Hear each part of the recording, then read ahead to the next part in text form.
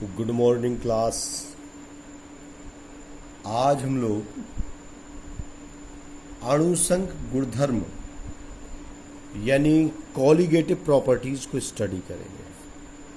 अणुसंघ गुणधर्म क्या होते हैं, इनके बारे में आज स्टडी करेंगे। इससे पहले हम लोगों ने आइडियल सॉल्यूशन पढ़ रखा है। आइडियल सॉल्यूशन क्या होते हैं वो हम लोगों ने पढ़ा हुआ है। हम लोगों ने डेविएशन पढ़ा हुआ है, राउल्ट के नियम से विचलन, धनात्मक विचलन और ऋणात्मक विचलन।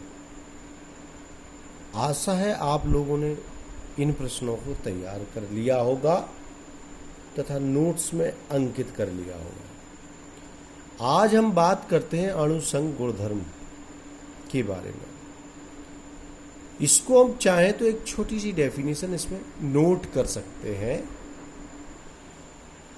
तो विलयन के वे गुणधर्म, किसी विलयन के वे गुणधर्म, ऐसी प्रॉपर्टीज जो विलयन में उपस्थित अणुओं की संख्या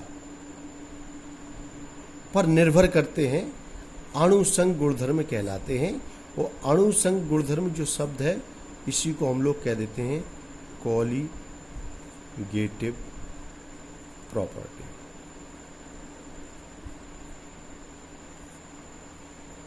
अणुसंघ गुणधर्म को ही हम लोग कहते हैं कॉलिगेटिव प्रॉपर्टी। अब देखते हैं विलयन में कौन कौन से गुणधर्म ऐसे हैं जो अणुसंघ गुणधर्म की श्रेणी में आते हैं। नंबर 1 जो अणुसंघ गुणधर्म है, परासरण दाब। अच्छे से हम लोगों ने पढ़ा है ना परासरण दाब, जिसे हम लोग कहते हैं ऑस्मोटिक प्रेशर। ऑस्मोटिक प्रेशर,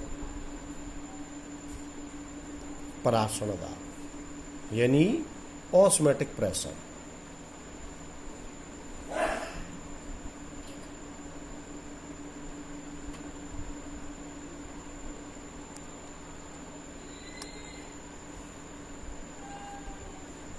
परासरण दाब यानी ऑस्मोटिक प्रेशर, ये अणुसंघ गुणधर्म है। ऐसे ही दूसरा है वाष्प दाब में अवनमन। इंग्लिश में बोलेंगे लोअरिंग इन वेपर प्रेशर। वाष्प दाब में अवनमन। तीसरा पॉइंट है जो अणुसंघ गुणधर्म है, क्वथनांक में उन्नयन। इंग्लिश में बोलेंगे से एलिवेशन इन बॉइलिंग पॉइंट। क्वथनांक में उन्नयन। चौथा पॉइंट है हिमांक में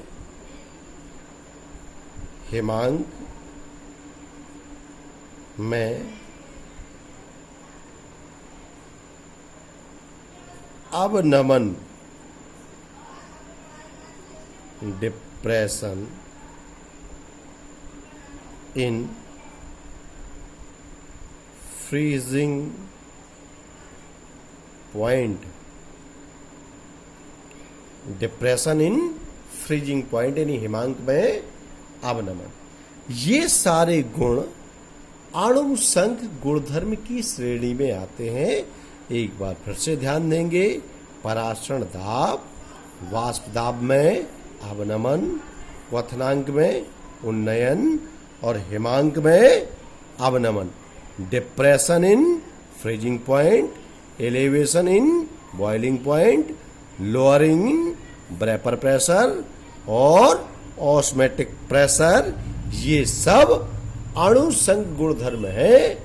विलयन किसी का भी हो, ये इस बात से तय होते हैं कि उसमें अणुओं की संख्या क्या है, यानी विलयन के वे गुणधर्म जो विलयन में उपस्थित अणुओं की संख्या पर निर्भर करते हैं, उन्हें हम लोग अणु संख गुणधर्म कहते हैं, यानी कॉलिगेटिव प्रॉपर्टी कहते हैं। ठीक है, अणु संख गुणधर्म हम लोगों ने पराशर दाब पढ़ रखा है, वाष्प दाब में अवनमन पढ़ रखा है, क्वथनांक में उन्नयन और हिमांक में अवनमन शेष है।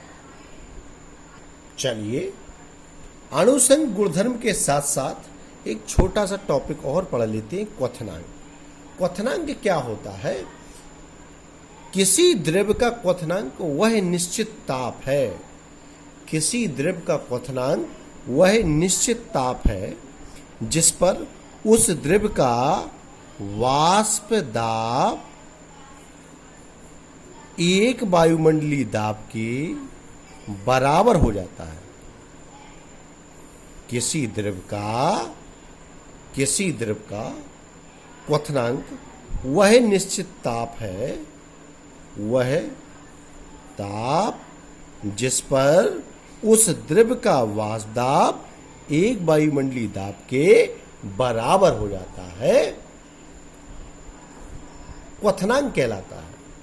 इसकी डेफिनेशन हम निम्न प्रकार, तो चलिए डेफिनेशन देखते हैं। किसी द्रव्य का क्वथनांक, किसी द्रव्य का क्वथनांक वह निश्चित ताप होता है, वह निश्चित ताप होता है जिस पर उस द्रव्य का वाष्प दाब एक वायुमंडलीय दाब के बराबर हो जाता है, क्वथनांक कहलाता है, क्वथनांक कहलाता है, क्वथनांक कहलाता है। किसी द्रव्य का क्वथनांक वह निश्चित ताप होता है जिस पर उस द्रव्य का वाष्प दाब एक वायुमंडलीय दाब के बराबर हो जाता है, क्वथनांक कहलाता है। जैसे हम पानी का क्वथनांक क्या मानते हैं?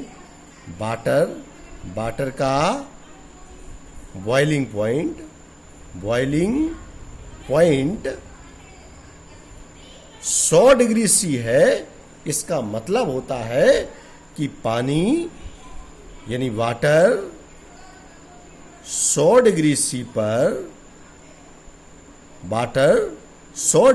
पर उसका जो वाष्प दाब है, वाष्प दाब 1 एटीएम के बराबर हो जाता है।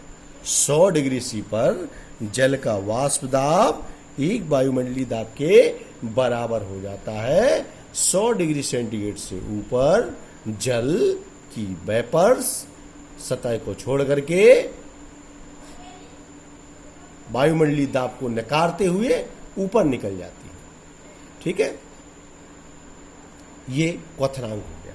अब क्वथनांक के बाद इसी से रिलेटेड एक और प्रश्न बनता है कि क्वथनांक में उन्नयन क्या है, क्वथनांक में उन्नयन क्या है। चलिए अब हम लेते हैं क्वथनांक में उन्नयन।